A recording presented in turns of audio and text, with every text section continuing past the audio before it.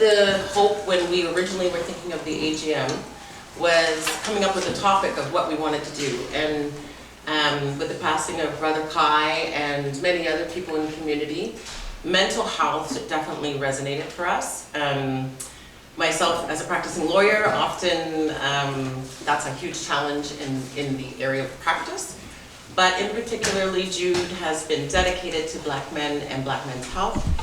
And so, Jude, I wanted to know if you would speak a little about the current justice system and addressing, is it addressing or is it failing to address the mental health of Black men in our community?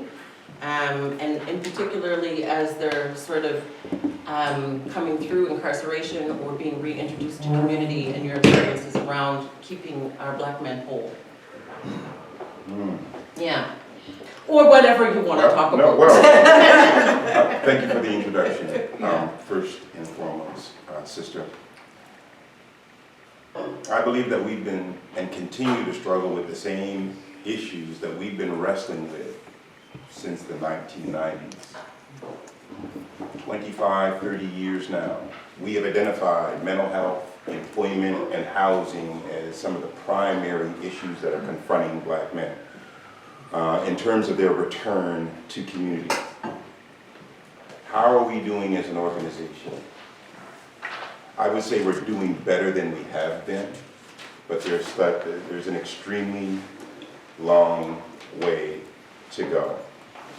There is dedicated resourcing for the first time within, I guess I should say that I'm within Federal Corrections Service Canada, and for the first time, there is some strategic planning and dedicated resources to addressing the unique needs confronting Black offenders. We're still struggling with things like identifying our issues within the ethno-cultural kind of stream, as opposed to identifying the specific issues that Black offenders are struggling with. So we're hoping that with the move in the federal government to identify Blacks as a specific group within the EE cadre, that women, Viz men, persons with disabilities, and Indigenous. There is a move to include Black folks in that group, which will provide us with some legislative rights and responsibilities. Just in terms of some of the things that we are doing within our organization to support mental health, there are Afrocentric activities and initiatives that are taking place across the country now. And I want to say that this region is leading, and it's not even close, leading the country in terms of these culturally specific interventions and initiatives. We are punching way above our weight. Ontario, Quebec, and the other regions are looking to us for direction and support. Individuals like Sherry Jackson Smith, who has been in this struggle for 30 plus years. Corey Tynes, who is a Black reintegration officer. So one of the resources, or some of the resources we have two positions now within the Atlantic region. We have, I believe, there's less than 200 Black offenders within this region. I was on a call today, and Ontario has 1,200 plus Black offenders. That's not counting ethno-cultural offenders, that's just us. They have one Black reintegration officer to support the Black offenders in all of Ontario. Atlantic Canada has two. We have one to support fellas who are returning home. We have Corey Tynes, who's working inside on complex cases to either get them into a lower security classification or get those complex cases from the institution to the community. We've never had that before. We have cultural advisors, Kenny Fells and Scott Borden, who are accompanying Black offenders whenever they're applying for parole. So anytime somebody is coming up for a decision with PBC, they have the right to have one of these individuals in the room with them. And I can't speak for those individuals, but we all know what it's like to have an advocate, a support, somebody you believe is on your side when you're entering a space that's foreign to you, where you don't feel completely comfortable. So that has been a game changer, and that is taking place now across the country. We were the first to do this. Again, Ontario has one cultural advisor for 1,200 offenders and all the decisions that are associated with those cases. So, you ask me how we're doing? Things are slowly creeping forward, but there's so much to do. The great thing that I'm experiencing is that there are some phenomenal people who are dedicated to improving the conditions for Black folks within the institutions. There are young folks who are entering as staff members within Corrections Service Canada who are eager to get involved. We have individuals in community like Robert Wright and like Malik Adams who are coming inside and speaking to staff and offenders about the cultural experiences, about expectations, about some of the challenges and obstacles that these folks are having to manage and navigate. We're developing programs like the Kwanzaa program. Again, I'm on a national call today, and they're talking about the Kwanzaa program, which is operating in Atlantic Institution and has been for the past 2 years. Kind of a misnomer for me in that it's a Kwanzaa program. It emphasizes the principles of Kwanzaa, but it's not kind of related to Kwanzaa. We didn't develop that, so just put that in perspective. They're just trying. They trying, brother, they trying. But that program is getting notoriety across the country now. Various institutions are looking at picking that program up or looking at similar programs. So some good things are happening. It's just not enough. I'm part of a group that was formed as a result of the Black Men's Health Conference. There was an annual Black Men's Health Conference that takes place over at the Equally campus. In one of the sessions, Corey Wright and another brother named Renford Ferrier were facilitating, talking about the experiences of Black men who are formerly incarcerated.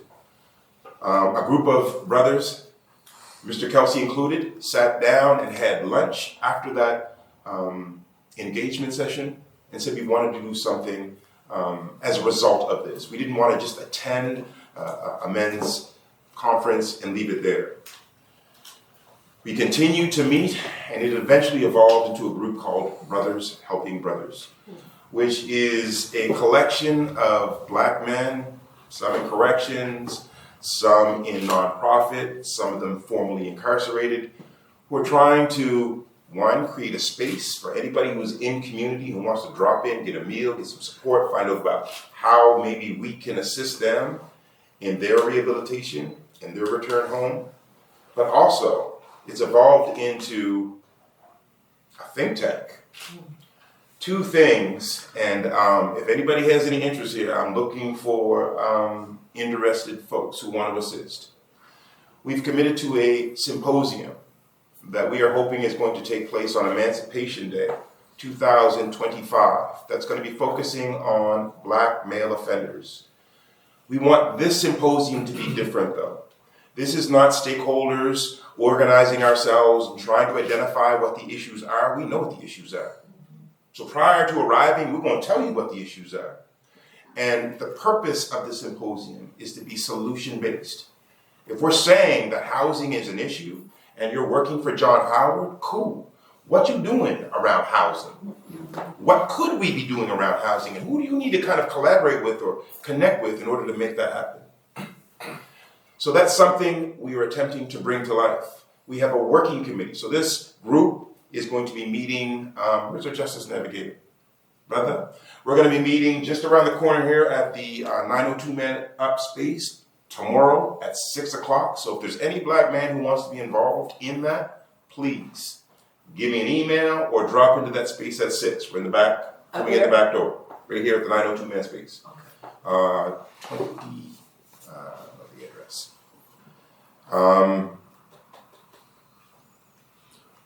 What was I saying, Robert? You're talking about the brothers. Mm-hmm. Brothers. The other thing, there is a symposium. We are meeting with St. Mary's, the Crim Department of St. Mary's on Friday, right? To not just talk about the symposium and them supporting it and assisting us with finances, we need that, but also looking at a vocational or educational program for formerly incarcerated folks. There's been some talk at Mount St. Vincent providing tuition-free degrees for formerly incarcerated folks. Yo, well, if Mount St. Vincent can do it, how come y'all can't do that? Also want to look at a vocational program that takes folks from the institution, provides them with a lot of support, and then connects them with empathetic workplaces, right? That are understanding that these guys have obstacles and challenges, right? So these are some of the things that are taking place. If you want to be part of the working group, you do not have to be a male for that. You don't have to be black for that. We're looking for individuals who want to get their hands dirty and kind of bringing these two initiatives to life. Thank you, Jude. I'm going to stop there. I was just supposed to cut you off in a second.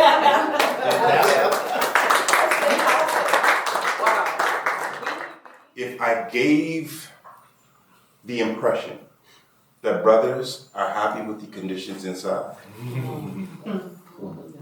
I'm wrong. I apologize, because that is not the case. These brothers are desperate for these interventions that are slowly coming, right? And this isn't dedicated funding. This isn't year-over-year funding. This is, you got a couple extra dollars at the end of the year? Cool, let's put the program together. Let's see if we can get Robert to come in or Malik to come in with that couple extra dollars that we have. So we need to be a lot more strategic in what we're doing. And sister, we need folks inside affirming these brothers. They're all coming home, right? And you spoke to that sense of isolation. It's just not physical isolation. It is cultural isolation also.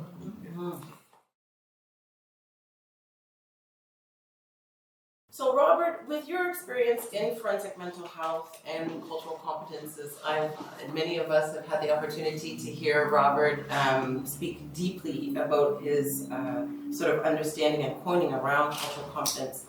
And you've shaped the IRCAs and your pioneered work.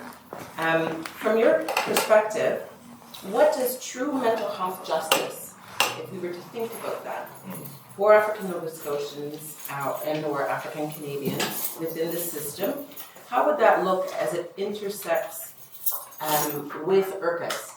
Thinking of that as part of the sort of platform on our mental health. Yeah. Well, thanks for the question. I had prepared some comments, but I'll weave it in. Okay, weave it in. I would say first, a couple of things about my background that people should know is that I did my master's degree in social work in a small university in Washington State called Walla Walla University. And I went there specifically because I wanted to do my clinical training at the Washington State Penitentiary. So I first secured my placement at the penitentiary, and then I applied to the School of Social Work and said, hey, why don't you let me study there because I'm already got a placement. So they took me. There's a longer story as to how I managed that, but I'll spare you that for now. And when there, I worked part-time as an employee and did my clinical training in the special housing unit that housed mentally disordered offenders, protective custody, and death row inmates. So I went there specifically because I wanted an intensely forensic mental health orientation because I believed that the people in that location had something to teach me about how we keep people from getting to that location. I wasn't disappointed. And I think that IRCAs have kind of grown out of the work that I've been doing all of my career at the intersection of justice and health.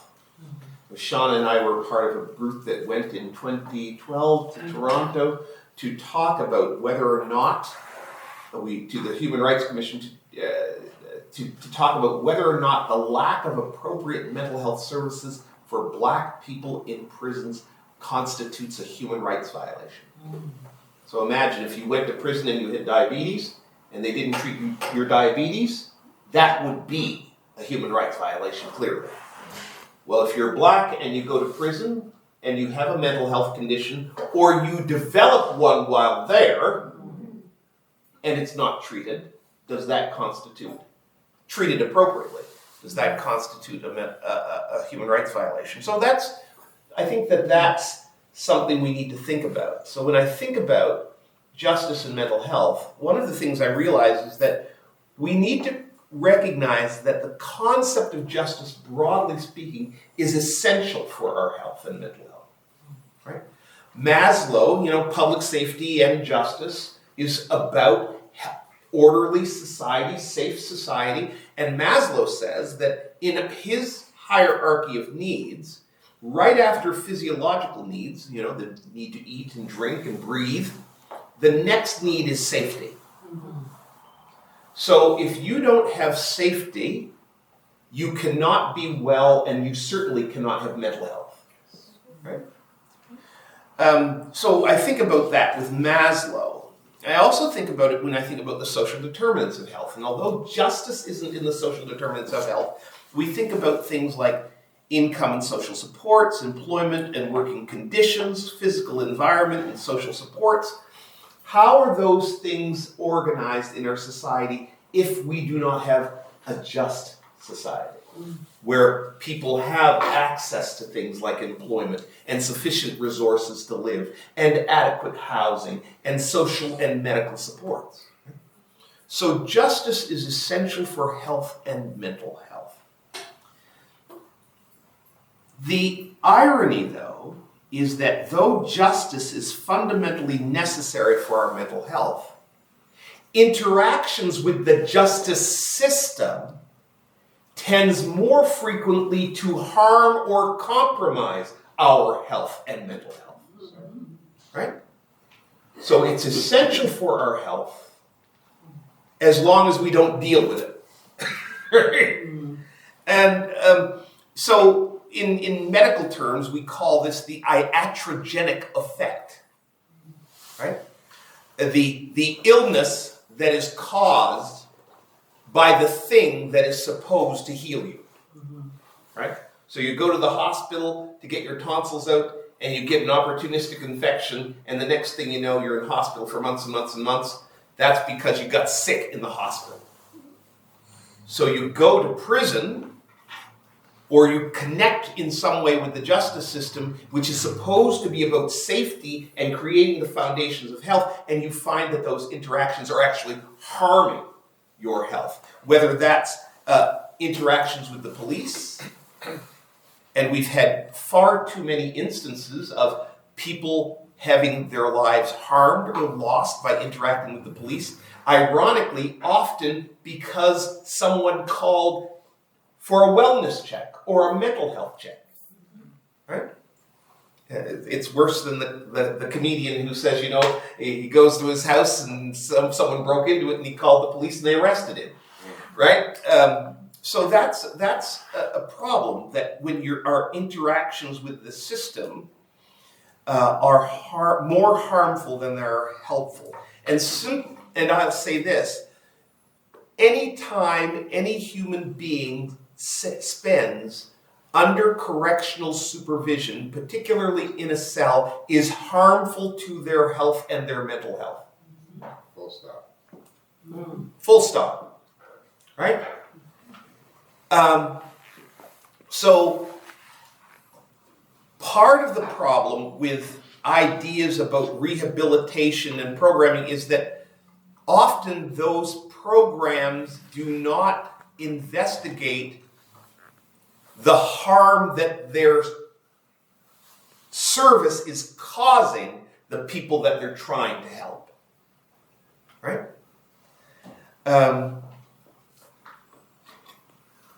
And I will say this from my time as a mental health professional in a prison, I have to recognize, as in a state penitentiary, that my job was not to help people to be well. My job was to help people be well enough to be more easily managed. You understand that, what I'm saying? Right? Because if you got too well, then you might have agency and then advocate for yourself. You see? Which would actually disrupt the institution. Right? So, well enough to be easily managed, which is a shameful thing, and and I will say this as well, that when it comes to correctional, not the kind of correctional programming that Jude is talking about, the cultural connecting programs and the kind of the industrial programs and educational programs, but the control and contain program, which is the fundamental program of correctional institutions, right? That program is more about breaking and pacifying people than rehabilitating people. Right? You understanding what I'm saying? That if someone is out there acting a fool in the community and we arrest them, we put them in prison, even though there are these programs run by people like Jude within the system, the institution itself is about controlling and breaking and pacifying. Right? And anyone who's parented a spirited child knows that that child is a challenge. But you must accept the blessing that is a bright and challenging child, and you must parent them wisely in an attempt not to break their spirit. Mm-hmm. Right? Mm-hmm. The goal is not to break and pacify. So I have to say as well that similarly in family law and family justice settings, there is similar kinds of harm that is caused by the system. I went through a divorce, and my lawyer said this, and I talk about it all the time. He says, Robert, taking a family matter to court is like getting your hair cut with a hatchet. That's the truth. When you're done, your hair will be shorter, but you won't like the results. Right? And so the family law system kind of hacks away at the problems that come in front of it and perpetrate harm on the very families that are coming to the family court looking for a way forward, looking for a solution. And if that's true in Divorce Act and family parenting and support, how much more is it the case in child welfare? Right? And we are so afraid of looking at the harm that we cause to child welfare that we ignore all of the research. All of the research. Because if people were being honest, we would know that the long-term outcomes for children who are raised in dysfunctional and even abusive families is better than the long-term outcomes of children who are raised in care. Okay. So why are we rescuing children because they're being harmed today, knowing that rescuing them is going to cause them more long-term grief and harm than leaving them and supporting them where they are? That is not Robert Wright advocating for child abuse to be allowed and be encouraged. It's Robert Wright looking at the research and saying, if we're truly concerned with the outcomes, we would be addressing these things differently. The work that Nico Trocme did with the child welfare portal research, it was very controversial. Because nobody wants to hear that actually emotional harm is more harmful than physical abuse on children. And that if we wanted to rescue children, we'd do more to address emotional harm than the physical harm. And other things. So those would be my comments when I think about the interaction of mental health and justice and those institutions that purport to be administering justice, but what they are doing is they are enforcing law. And enforcing and managing law often does not have a just outcome. Right? And I think of the two verses of scripture that I'll spare you. I won't read them or preach too hard, but in Amos 5:24 and Micah 6:8, which we, justice rolling down like a river, and the other text talking about what does God require of us but to walk justly. In both of those texts, the prophet is criticizing people for all the things they are doing to sacrifice and worship and giving great gifts to God. And God says, that's not what I want from you. I want justice. I want you to walk in justice and humility. I don't want all of this administration of rules. I want hearts that are just. And I think we need to think about the justice system in that lens, because the justice system is administering law and not meting out justice. Which is why we should call it the legal system. Exactly. So those would be my comments. Thinking about mental health and the iambic effect of our justice interactions on the health and mental health. My, brother, give me a second. Lord have mercy. Thank you for that. Take care, everybody. Safe travels. Robert, my goodness, what came to mind while I'm listening to you and looking out across the room, almost all of us are somehow a part of that very justice system in terms of service. Can you just speak to what that means, and if I go back to initially sort of introducing the topic, as a provider, therefore carrying out that very same administrative harm on our people through that system, how do we protect ourselves and our mental health within it? Fantastic question. Well, you have to first go in with an understanding of the reality, because if you go into those spaces with your purity of heart and your beautiful intentions, and then every day you realize, I'm not helping people, I'm actually hurting people. If you don't understand the reality of that, it will demoralize you very quickly. And so I think the challenge for individuals is to go into these systems already prepared to navigate the challenge of, if I want to do good for my people in this system, I'm going to be wading through shit every day.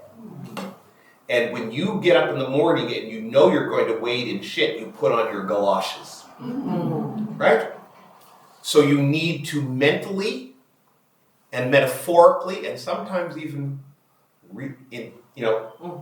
actually put on your galoshes. You need to be well. If you're going to go out and work in the septic field, then you don't just walk into your house and go cook your dinner. You stop outside of your house and you hose yourself down. You come in your house and you strip your clothing down. And then you go look after your wellness, take a shower and do all that before you go cook your... So you have to do the same thing when you come from that. What is your system of purging yourself from the effect of working in what are largely toxic and hostile environments? How do you take that off before you deal with your kids? Before you cook your supper? Because if you don't, then you're going to be meeting out poison to your children and in your meals. Right? Yeah. So I think that there's a very real intentionality. I've worked within systems, and I've enjoyed the work I've done in systems, but it is always a bit of a challenge, because I've had to say to people, you see, I understand where I am, but I'm not here for that, I'm here for this. Right? And so I'm not a careerist here, because I know that the way I practice here is never going to make me the CEO in this system. But if you leave me alone over here, I can work some magic. But you're never going to choose me as the CEO, because I'm never going to be the administrator of the harm. Right? So I think that's just a mindset and some practical suggestions in terms of how you enter that space, knowing that you need to put on your galoshes and hose yourself down metaphorically. Yeah. Look after your mental health in those spaces.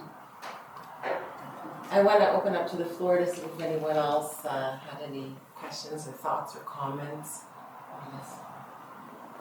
I know, yeah. You kind of had my question, right? But I guess I'll spin it a little bit and then say, were you able to hold on to that mindset when you were in Washington and had to get people well enough? Yes. One of the measures of the work we did at that unit was it was a very high cost unit, the special housing unit, because of the level. So one of our goals was to get people well enough to get out of our unit, right?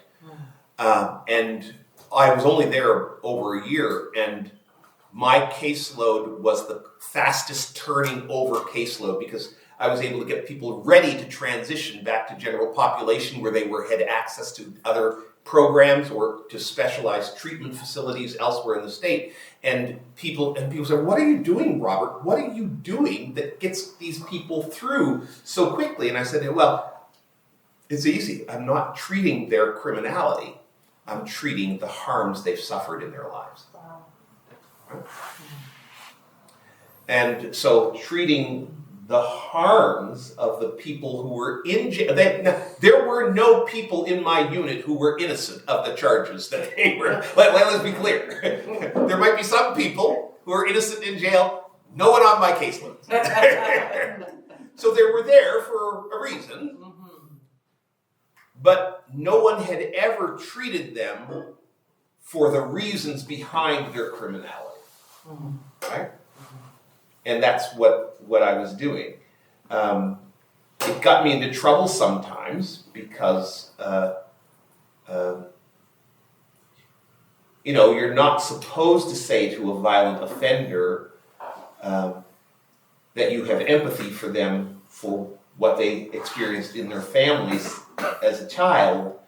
You're supposed to be constantly dumping on them for the horrible things they've done in their lives, rather than connecting to and empathizing with them for the harm they've suffered. And that can make you look like an inmate lover. Well, thank you. I think many of us are still working on finding where to purchase the galoshes and how to hold down. Thank you, Robert. So Shawna is the Executive Director of the Justice Institute, African Nova Scotian Justice Institute, and she's also Executive Director of the National Institute of Forensic Social Work. She's best known as her practicing lawyer, when she practiced close with my father, and I had the privilege of getting to know her through that, and all her amazing legal work. But she's also practiced as a clinical therapist for approximately 20 years and holds a license in Nova Scotia and Ontario. She specializes in pediatric and adult mental health and addictions, and has worked with EMHAS, which I was going to ask you to build out some of these acronyms. The EMAS team, Emergency Mental Health and Addiction Services. Okay, there we go, and IWK, over 20 years, really concurrently. She is the only African Nova Scotian providing services under the provincial ACDMA. Adult Capacity and Decision Making. Okay, there we go. Yeah, sorry. Yeah, no, that's okay. Yeah. And so I had some questions prepared for Shawna, but Shawna came over prepared for me and has a whole presentation. So keeping in line with the idea of mental health and justice, I'm sure you're gonna Absolutely, walk us but it is hard to follow. I know. I know. Put it at the end. Put it at the end. Yeah, so I'm just gonna quickly go through this PowerPoint, there's only about 6 slides, but I do want to really talk about NDAs, because it was something that I was involved in last night and presented on, and I just want to sort of follow up in terms of how it impacts us as African Nova Scotians and in terms of our mental health. So yeah, just flip through that if you would please. And so I'm just taking a very holistic look. The majority of my clients / patients as a psychotherapist are out of Ontario. from the ABC community, African, Black, and Caribbean community as well. Most of my clients from the military and veterans are also the clients coming from the African diaspora. And a lot of whom have experienced anything from ACEs right through to PTSD from deployments and so on, especially talking about military as well as the, sorry, I'm going to put my back to you for a second. So these are things that we already know, and I'll share, you can have certainly have a copy of this PowerPoint.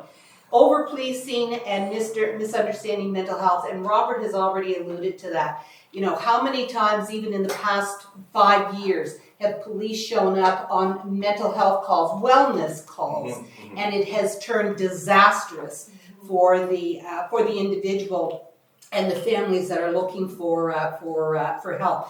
And that is because of the racial profiling that continues in terms of policing and police services, even on mental health calls, right? And one of the first questions that, you know, when they show up is, you know, talking to any family member or a neighbor or such, do you know if they have any weapons? And then they'll also go to the, I want to say Versadex or whatever, to their system.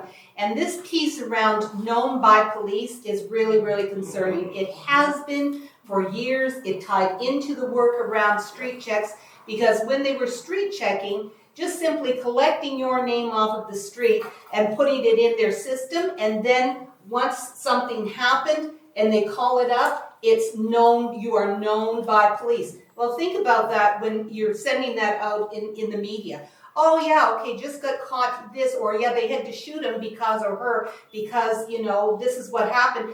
But then the media always puts, and they were known by police. And then that somehow sends that message to the public that, oh, well, that makes sense. Of course they had to shoot them or they had to do harm. So just thinking about those things.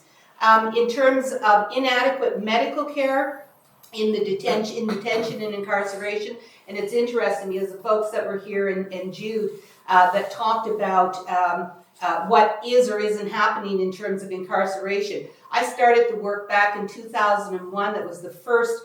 I'm working with Dr. Charlie Emery's out of New Brunswick. He's the psychiatrist for the Chuck Emery's, for the federal institutions, and he and I worked together with the 5 advisory committees, black male advisory committees at the time, in terms of mental health concerns and issues that were happening inside the institutes.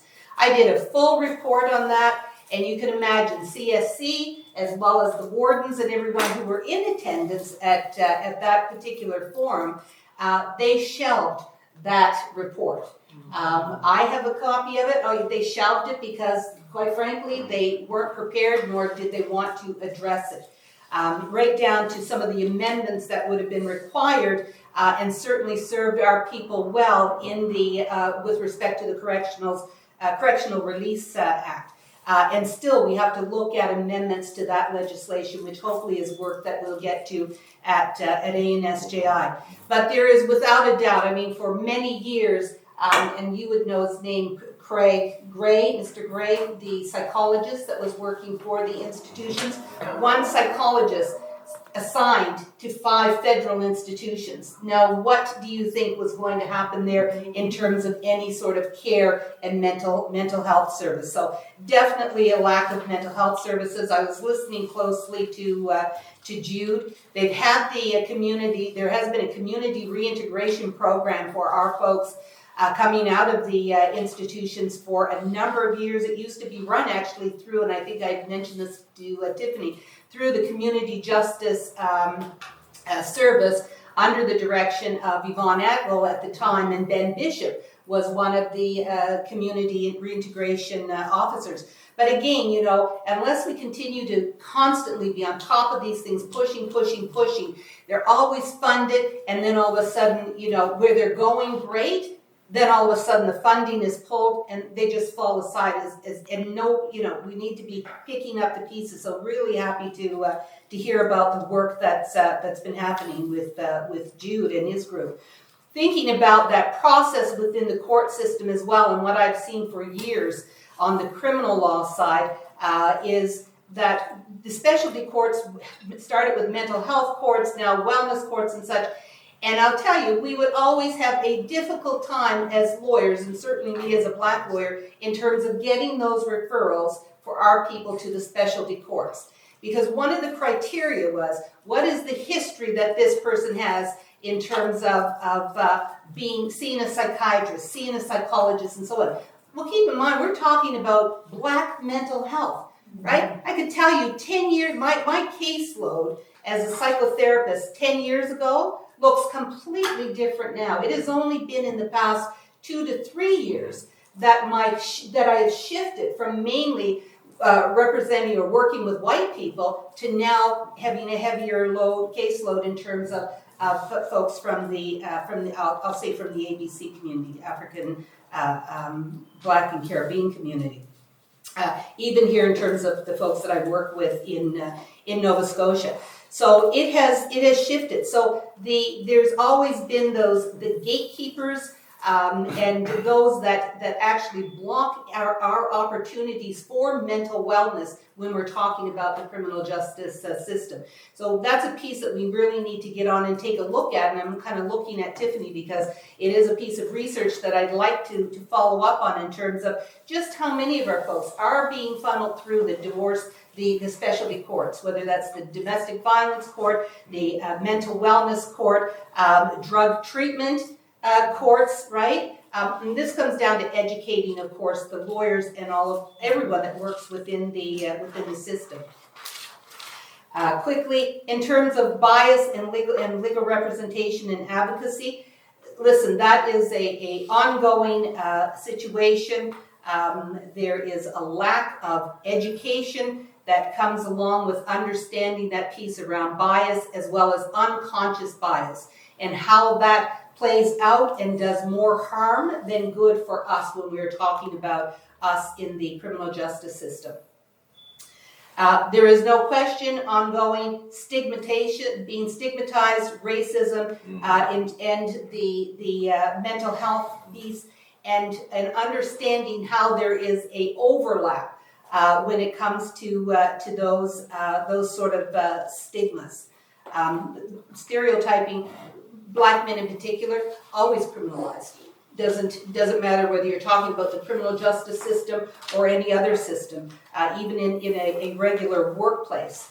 And then, of course, just the disparities in mental health and diversion programs, underdiagnosis, misdiagnosis of mental health conditions. This is a big area.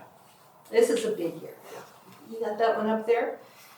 And the misunderstanding, and this is really, Robert has talked a little bit about it as well. And as we think about reports that we get in the court, the 34 reports if it's a youth, and then other reports that are happening.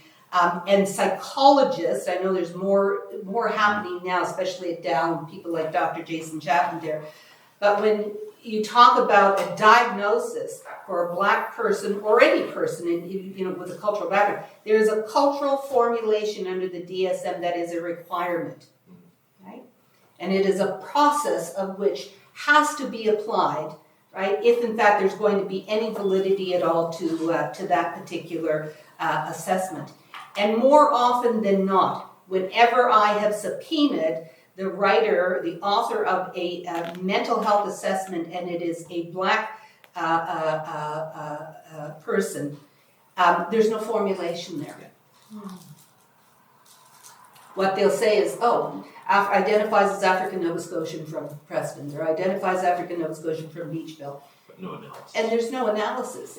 It goes no further than that. And then the descriptions that have things, so I say thank God for Ergus, right? The descriptions, and that is whether we're talking about me talking to a prosecutor, outside of the courtroom, or me in my work as an emergency mental health clinician in an emerge department at the IWK. Oh my gosh, you know what? Yeah, no, was banging the walls and kicking and so on and so, just completely out of their mind, must be psychotic and so on and so on and so forth. And then you get an opportunity to sit and talk with that person for a moment, right? And yeah, so, and all of a sudden they're calm, you're talking to someone, you know, as if they've done a split, like a quick shift, right? And you ask, what was all that about, right? What's going on? Why are you so angry? Well, we know why we as a people are angry, first of all, right? That's something we hold.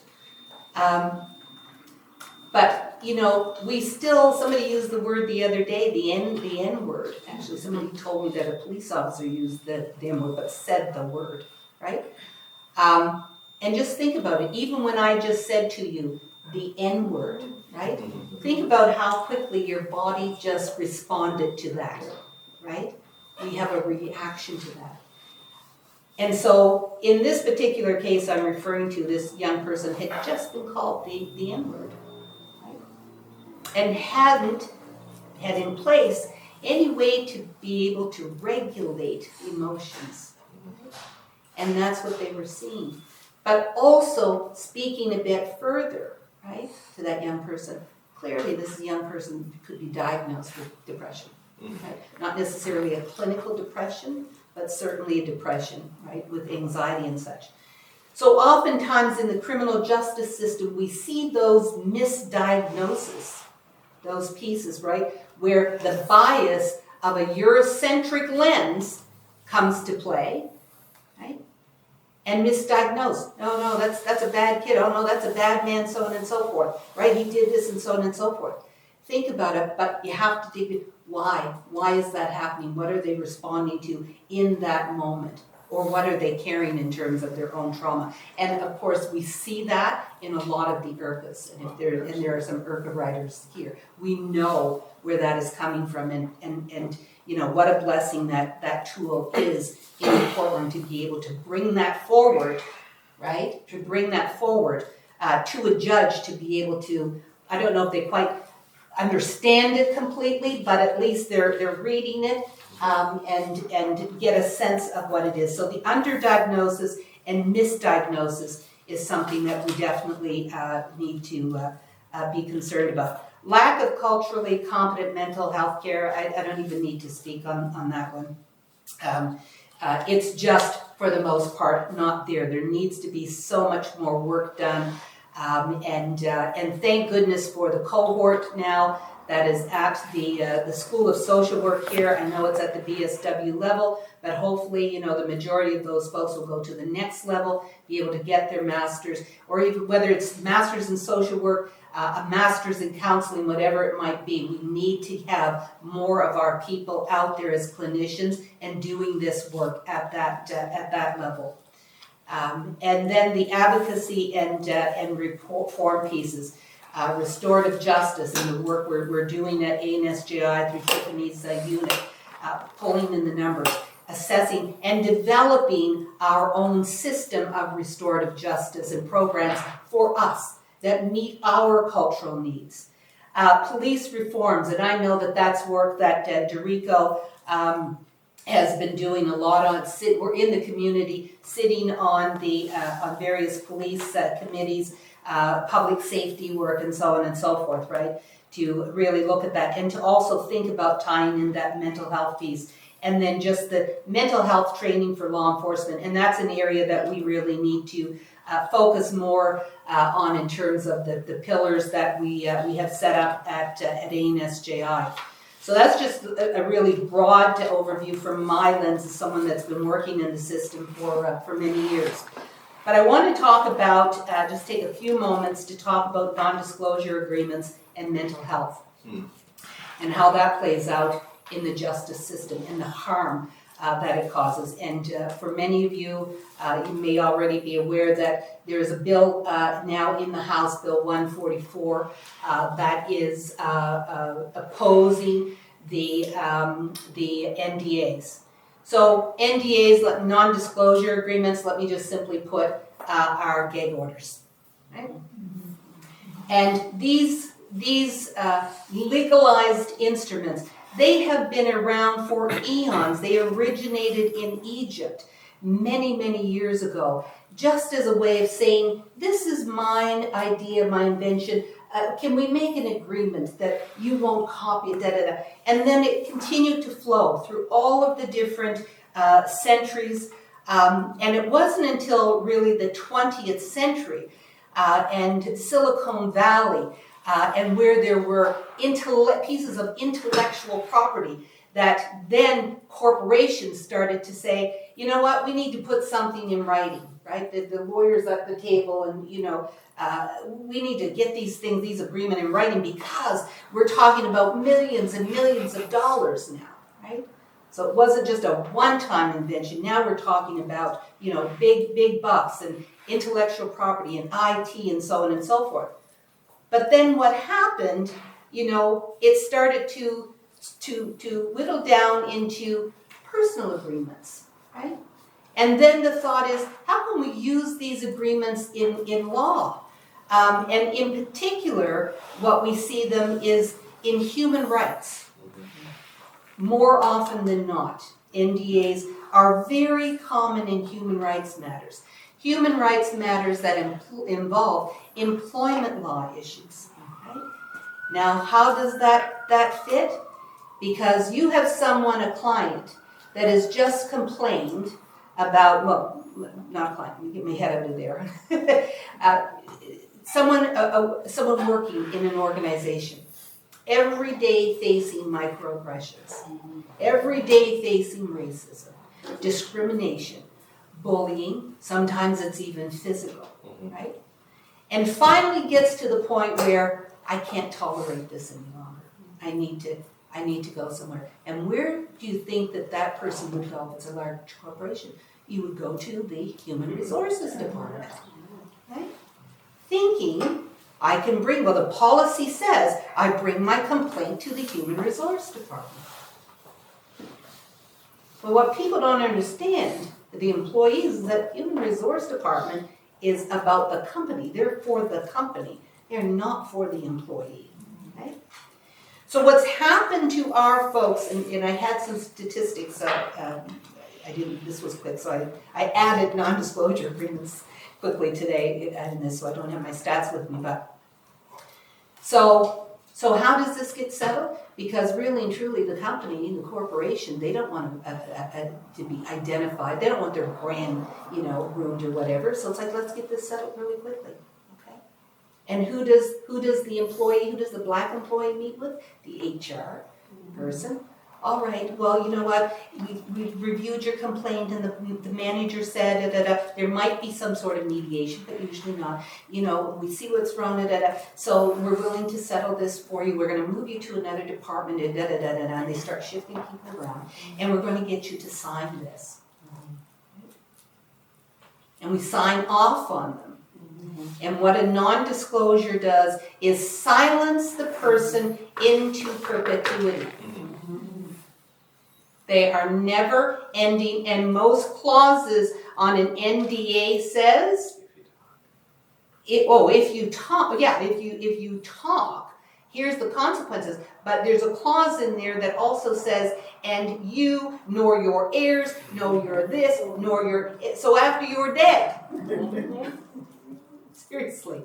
Some of these NDAs, right?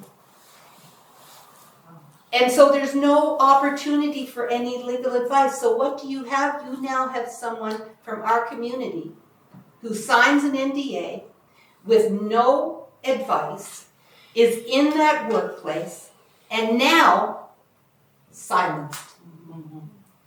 Think about what that is doing to that person's mental health. And hence why what we see in terms of our movement, especially in large corporations, even in certain professions, is retention issues, right? It's retention issues. NDAs in place, you figure you can survive it, right? You go back and you realize, I just signed over power now to this employer, to this supervisor, to this manager. Now I have no voice. My voice is silenced. So the new legislation, and that's just one of many examples. I have negotiated many, let me just tell you, many NDAs for individuals from our community, and I have also signed off on them for community organizations for our community. Okay? And why? Why? Because you can also have money attached to them, right? And so you get a single parent from our community in a work placement, and the employer knows they are doing wrong, knows they have done wrong, and they're willing to put some money behind the NDA. Listen, we'll settle this. You don't need to get a lawyer that's gonna cost you all kinds of money. We'll give you 20,000, we're gonna move you to another unit, da-da-da, and so on. And so the temptation to also sign up. And any NDA that I have represented a client on are usually coming out of the human rights cases, and there was money involved, and basically, you know, in addition to, okay, but we're going to request them to do the, you know, the usual education, the public apology, so on and so forth. But it was always a settlement around the dollars and cents. Right? And there were a few that they just said, no, I'm not signing an NDA, take this to the Board of Inquiry. And so we went off on to the Board of Inquiry, right? Or you get to the Board of Inquiry. I had one with the Water Commission gentlemen, and we were right there in the Board of Inquiry, and a couple of issues came up, and right away the lawyers from one of the large firms are like, you know what, can we just hold and just stop the recess the process for a minute? Took us right out into mediation and said, boom, boom, boom, here's what we got, because they knew how the case was going to turn. It was public.